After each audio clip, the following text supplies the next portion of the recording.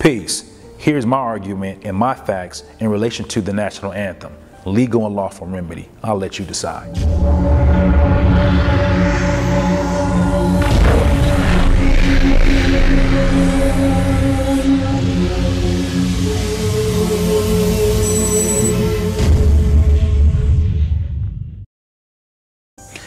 See, the history of the national anthem has never been talked about to the masses of the people, and neither has the people ever studied the creation of it. So first, let's take it back to the first American national anthem called Hail Columbia, okay? See, the music was composed by a guy named Philip Phil in 1789, and it was for the first inauguration for, at that time, was President George Washington, and it was titled The President's March. It later became a song when the lyrics were arranged by a guy named Joseph Hopkins in 1798. And it was used in most of the 19th century. And so it is now have been replaced with a song called Hail to the Chief, which is currently the President's national anthem now. The poem Star Spangled Banner came to be during the war with the United States and Britain in 1812. It was written in 1814 by Francis Scott Key, a slaveholder and a district attorney for Washington, D.C., which is the District of Columbia. So apparently, Key was inspired over the battle with Fort McHenry in Baltimore after witnessing the bombardment from the British ships over in the harbor and seeing the flag still flying triumphantly. So he said. Well, Francis Scott Key was sent to negotiate the releasing of a prisoner. Okay, here's some history on who Francis Scott Key is. Francis Scott Key was a slaveholder from an old Maryland plantation. Okay, at the time when he made the poem, he was actually a slave holder.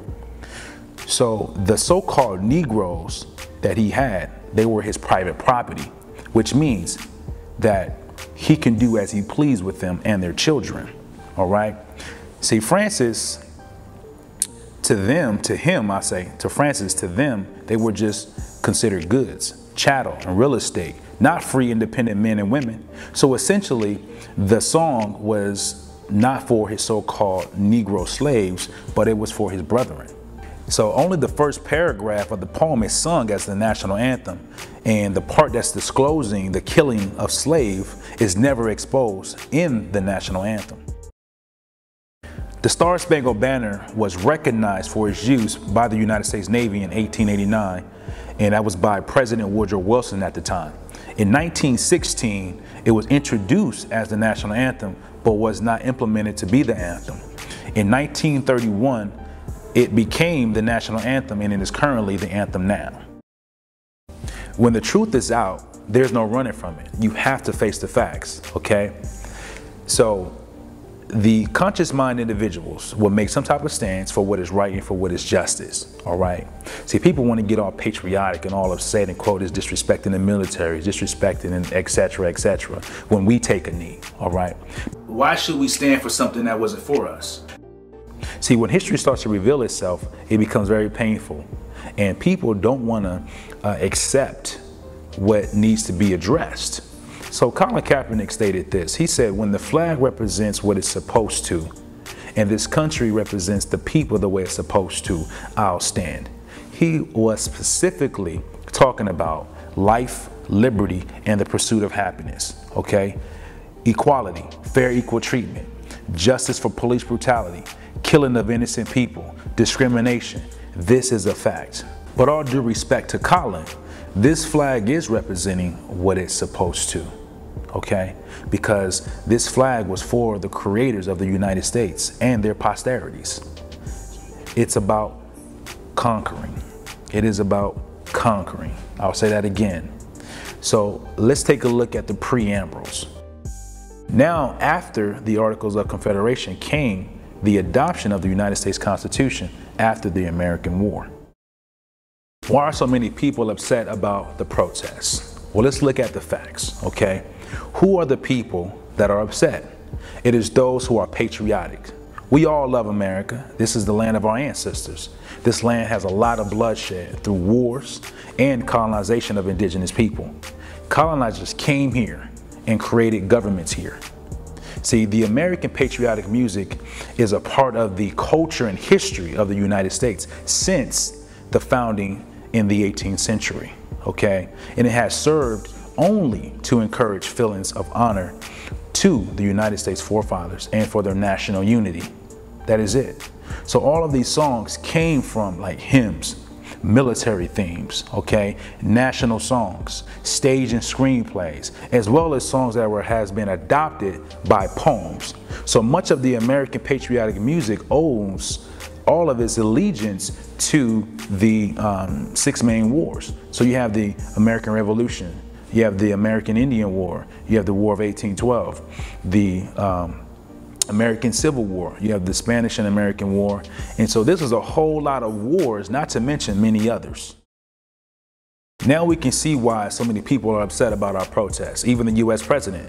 See, the president said that he supports a peaceful protest because it's an American's right, but not this one. Because why? They feel it's disrespectful to their what? War success, which in reality, it could be. Here's my question to you. Here's my question to you. You want a peaceful protest in the NFL. That's what they have displayed, a peaceful protest. But you want the peaceful protest to stop. Why? Because it's making headlines all across the nation, and people are beginning to stand up for what is right in this country. And they are using their platforms as a voice. Oh, you don't want that, because it brings unity within the entire nation of people. When did the national anthem become patriotic for the NFL? Well, let's look at the facts, okay?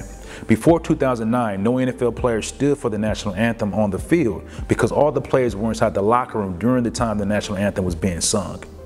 So what happened was all of the NFL teams got so patriotic in recent years. Why is this? Because it was good for business, all right? A 2015 congressional report reveals that the Department of Defense paid $5.4 million to NFL teams between 2011 and 2014. Why? They was paid to stage on-field patriotic ceremonies, as well as the National Guard paying out $6.7 million between 2013 and 2015. So this is according to a published report in 2016 by a guy named Josh Levin. Sounds like a business contract has been negotiated between two business corporations. Trump's recent remarks suggesting that NFL team owners fire players who kneel during the national anthem, well, these actions could be a federal crime according to U.S. Code Title 18, Part 1, Chapter 11, Subsection 227, okay? 18 U.S. Code, Subsection 227, wrongfully influencing a private entity employment decisions by a member of Congress or an officer or employee of the legislative or executive branch. 2, influences or offers or threatens to influence.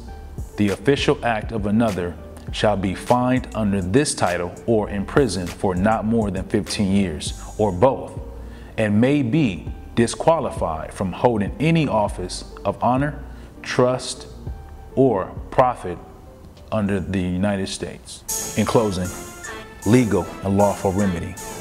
I'll let you decide.